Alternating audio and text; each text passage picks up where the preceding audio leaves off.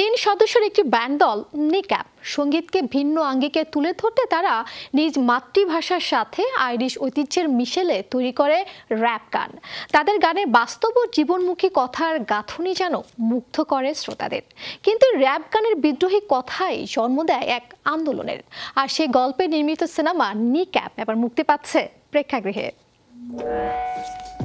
Tell me something about you. Something you've never told anyone else. I'm a rapper. Mughlai ব্যাব, মো চারা এবং DJ প্রোভাই এই তিনজন মিলেই গঠন করে ব্যান্ড দল নিক্যাপ। প্রথম দিকে তারা শহরের পাবগুলোতে গান করত, পরে তাদের গান ধীরে ধীরে জনপ্রিয় হতে থাকে তরুণদের মাঝে। তবে দেশটির সরকারের ধারণা তাদের গান সহিংসতাকে উস্কে দেয়। তারপর থেকেই তাদের কনসার্টে জারি হয় নিষেধাজ্ঞা। তারপর থেকে সর্বস্তরের মানুষের একচেটিয়া সমর্থন পায় এই ব্যান্ড দল। আর তাদের এই সাফল্য গাথাই সিনেপর্দায় তুলে ধরেছেন পরিচালক পেপিয়ার। সিনেমায় যারা প্রধান চরিত্রে অভিনয় করেছেন তারা প্রত্যেকেই র্যাপার। কেউই এর আগে অভিনয়ের সাথে যুক্ত ছিলেন না। সিনেমাটি সম্পর্কে বলতে গিয়ে অভিনেতা মোগলাই ব্যাব বলেন, সিনেমায় শব্দবিন্যাস ও শুটিং করতেই পরিচালক 1 বছর সময় নিয়েছেন। আপনারা নিশ্চয়ই জানেন আমরা পেশাদার অভিনয় শিল্পী নই এবং পূর্বে আমাদের এ ধরনের কোনো অভিজ্ঞতাই ছিল না। আমরা জানি যদি সিনেমাটি ভালো না হয় তবে আমাদের মিউজিক্যাল ক্যারিয়ারে তা নেতিবাচক প্রভাব ফেলবে। আমরা ঝুঁকি নেই ও সৌভাগ্যবশত সিনেমাটি দারুণ হয়েছে।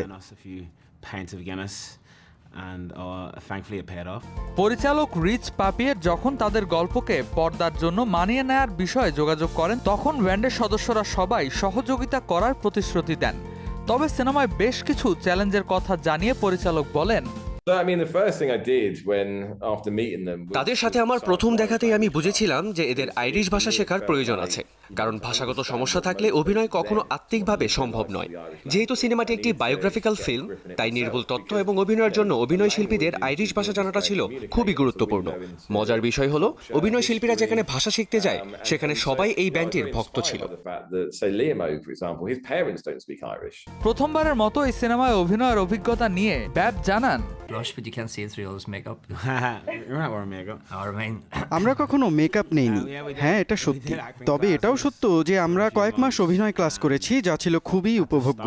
তবে একথা বলতেই হবে, অভিনয় ক্লাসের শুরুটা ছিল খুবই বাজে, কারণ আমরা কিছুই বুঝতে পারছিলাম না। পরে অবশ্য তা কাটিয়ে উঠি আমরা।